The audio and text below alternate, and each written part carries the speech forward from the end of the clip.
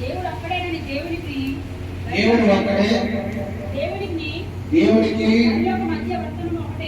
దేవునికి నరులకు మధ్యవర్తి ఒకడే. ఆయన క్రీస్తు యేసును దేవుడు ఒకడే. దేవునికి నరులకు మధ్యవర్తి ఒకడే.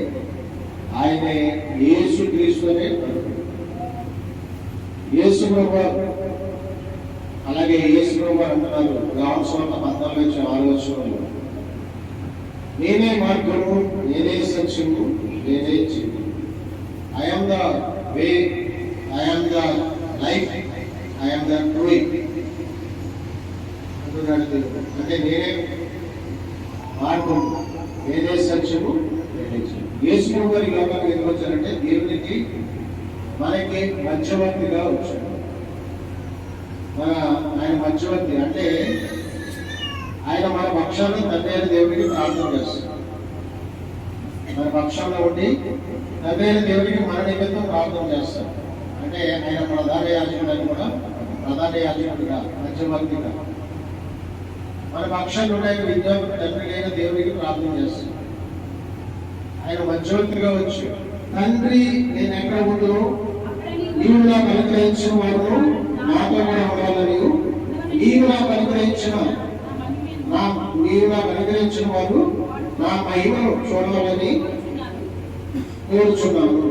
అది అంటే దేవుని సన్నిధికి వచ్చే వాటిని ఇంకో మాట ఏమంటాడంటే దేవుడు నా తండ్రి ఆకర్షించిందేనే కానీ ఎవరు నా ఎదురు రాదు అంటాడు. అంటే మందిరానికి వచ్చే వాళ్ళు యేసుప్రభు నమ్ముకునే వాళ్ళు ఉంది. తండ్రి అయిన దేవుడు ఆయనకి యేసుప్రభుని అనుగ్రహించిన వాడు అంటారు. అంటే యేసుప్రభు నమ్ముకున్న వాడు. తండ్రి అయిన దేవుడు ఆకర్షించితేనే కానీ ఎవరు ఆయన ఎందుకు రావాలంటే అన్న మాట ప్రకారంగా యేసుప్రభు నమ్ముకున్న వాడు తండ్రి అయిన దేవుడు ఆయన అనుగ్రహించిన జనం. అందుకని దేవుడు ఏమంటాడు, తండ్రి నేను ఎక్కడ ఉన్నావు, నీవు నాకు అనుగ్రహించిన వారందరూ నాతో కూడా ఉండవాలని, నీవు నాకు ఇచ్చిన మహిమ వారు చూడవల్లని నేను కోరుచున్నాను అని ప్రార్థన చేస్తాను. అంటే యేసుప్రభు ఎక్కడున్నారు, పరలోకంలో ఉన్నారు. భూలోకంలో ఉన్న మనం కూడా ఆయన దగ్గరికి వెళ్ళాలని ఆయన పరలోకంలో ఉన్నాడు. ఆయన నివాస స్థలం పరలోకం. ఆయన సింహాసనం ఆయన ఎక్కడ ఉన్నాడో అక్కడ ఉండలాగా ఆయనకు తండ్రి అయిన దేవుడు అనుగ్రహించిన మహిమను మనం చూడవాలని అని కోరుకుంటున్నాడు.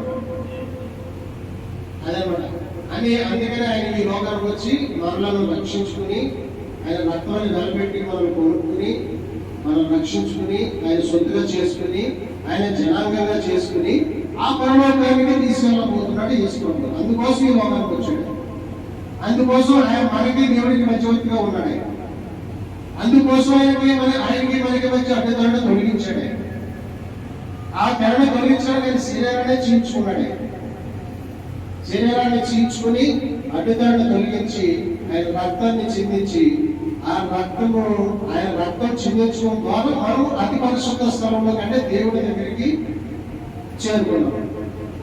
అందుకనే ఇబ్రీ పత్రికలో 4:16 కనుక మనము కనికరింపబడి సమయోచితమైన సహాయంలో కృప పొందినట్టు ధైర్యంతో ఉపవాసంతో చేరుతుందండి అని రాయబడింది.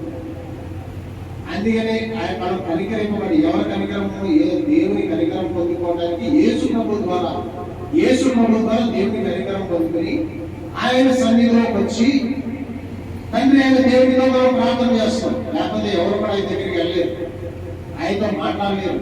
ఆయన భయంకరుడైన దేవుడు, ఆయన ఉగ్రుడు. ఆయన ఉగ్రత మన మీద పడకుండా ఆయన తన కుమారుని అడ్డుగా పెట్టాడు.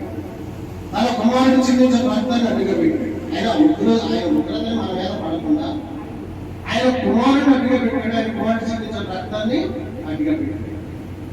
అందుకని ఇప్పుడు ఎవరు కూడా పాపం చేసినా సరిపోరు. కారణం ఏంటంటే ఆయన కుమారుడు రక్తం అడ్డుగా వచ్చింది. ఆయన కుమారుడు రక్తం అడ్డుగా వచ్చి ఆ పాపంలో పడిన పాపం చేసిన క్షమిస్తున్నాడు దేవుడు. ఎందుకని క్షమించడానికి వచ్చాడు కాబట్టి. ఈ రోజు తెలుసుకున్నట్టు రేపు తెలుసుకున్నట్టు నా బిడ్డని దీర్ఘశాంతం వహిస్తూ క్షమాపణ పొందుకోవాలి, తండ్రిని తెలుసుకోవాలి, దేవుడు తెలుసుకోవాలి, రక్షణ పొందుకోవాలని దేవుడు తన కుమారుడు రక్తాన్ని అడ్డుగా పెట్టి కాపాడుతాడు. మనం దేవుడే మధ్యవర్తిగా పంపించి మనల్ని కాపాడుతున్నాడు దేవుడు. అందుకని దేవుడు ఒక్కడే, దేవుడికి నమ్మకం మధ్యవర్తి ఒక్కడే, ఆయనే యేసుక్రీస్తునే నమ్మకం. దేవుడు లోకాన్ని ఎంతో ప్రేమించి ఆయన అద్వితీయ కుమారుడైనటువంటి యేసు ప్రభుని లోకానికి పంపించాడు. ఎందుకని?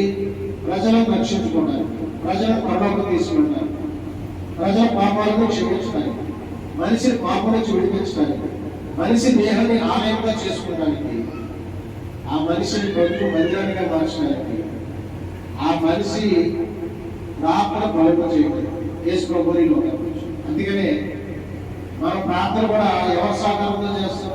దేవుడి సహకారంతో చేస్తాం, యేసు ప్రభు సహకారంతో చేస్తాం. ఆయన మనలో లేకపోతే మనం ప్రార్థన చేయలేము, దేవుడు మనలో లేకపోతే మనం ప్రార్థన చేయలేము. యేసు ప్రభు మన హృదయంలోకి వస్తే, ఆయన మనలో ఉంటే మనం ప్రార్థన చేయగలము.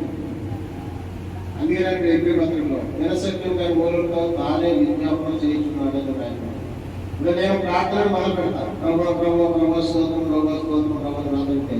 ఆత్మదేవుడు వచ్చేసి ఆయన ప్రార్థన చేస్తాను. నేను అనుకోకుండానే గంట సేపు గంటన్నర నుంచి ప్రార్థన చేస్తాను. తెల్లగట్లు లేచాను, గంట సేపు ప్రార్థన చేశాను. నేను ఏదో 10 నిమిషాలు 20 నిమిషాలు చేసి మళ్ళీ పడుకుందాం అనుకోండి, నిద్ర నాకు సరిపడలేదు. కానీ ఆత్మదేవుడు గంట సేపు ప్రార్థన చేసి ప్రార్థనలో నన్ను లెక్కొట్టి 4 గంటలు కదా లెక్కొట్టి 12 గంటలు పడుకున్నాను. 4 గంటలు లెక్కొట్టేసాను. ఆత్మదేవుడు లెక్కొట్టేసి మొహమ్మట్టుకుని వచ్చి ప్రార్థనలో కూర్చుంటే ఆత్మదేవుడు నాలో వచ్చి గంట సేపు ప్రార్థన చేశాడు. మనం గంట సేపు ప్రార్థన చేయాలంటే మన దేవుడు మన ఉదయంలో ఉంటేనే గంట సేపు చేయగలరు, దేవుడు లేకపోతే చేయలేదు. ప్రార్థనలో ఎక్కువసేపు ప్రార్థన చేయాలంటే ఏం చేయాలంటే కొన్ని పాటలు పాడుకోవాలి. ముందు ఏం చేయాలి?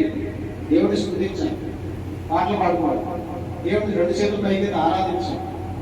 దేవుడు చేసిన మేలు తలుచుకుని కృతజ్ఞత చెల్లించాలి, కన్నీటితో కృతజ్ఞత చెల్లించాలి. అప్పుడు ప్రార్థన చేయాలి. నీ కోసం, నీ కుటుంబం కోసం, సంఘం కోసం, సమాజం కోసం, దేశం కోసం, ఈ హైదరాబాద్ కోసం, ఇజ్రాయెల్ కోసం ప్రార్థన చేయాలి. తెలుసున్న వాళ్ళ కోసం ప్రార్థన చేయాలి. ఎవరు అనారోగ్యం ఉంటే వాళ్ళకి ప్రార్థన చేయమని చెప్తే వాళ్ళ కోసం ప్రార్థన చేయాలి. ఇట్లా ఎవరు చేయగలుగుతారు మరి ప్రార్థన అంటే? దేవుడు హృదయంలో ఉన్నవాళ్ళు మాత్రమే చేయగలుగుతారు. మరి మనం ప్రార్థన చేస్తున్నారు అందరి హృదయంలో దేవుడు వచ్చాడు. ఆయనని దేవుడని ఒప్పుకుని నోటితో ఒప్పుకొని నా హృదయంలో నన్ను క్షమించడం ప్రభువారు ఒప్పుకొని ఆయన హృదయంలో చేర్చుకుని ఆయన ధరించుకుంటే అప్పుడు మనం ప్రార్థన చేస్తే అప్పుడు మన జీవితం మారిపోతుంది, మనం అనుకున్నది జరుగుతుంది. లేకపోతే ఓడనుకుంటే ఓడి జరుగుతుంది, దేవుడు లేకపోతే ఏమంటే ఓడనుకుంటే ఓడి జరుగుతుంది. అనుకున్నది జరగదు.